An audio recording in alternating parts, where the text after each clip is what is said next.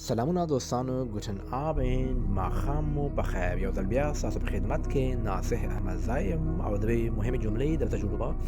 کله چې موږ وایو هیڅ بیړه نشته، یعنی مطلب هیڅ تعدی نشته ده، کومه ایمرجنسي نه ده، دغه جمله په الماني ژبه داسې وایو: Es hat keine Eile, es hat keine Eile، هیڅ بیړه نشته.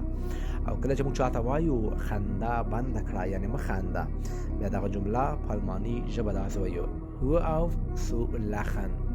Hör auf zu lachen. لخن وای خندلو ته. او دوستانو بله جمله هم ځکه وایي دا زما تیره وطنه ده، زما غلطي ده، دغه جمله په الماني ژبه داسې وایو: Das ist meine Schuld.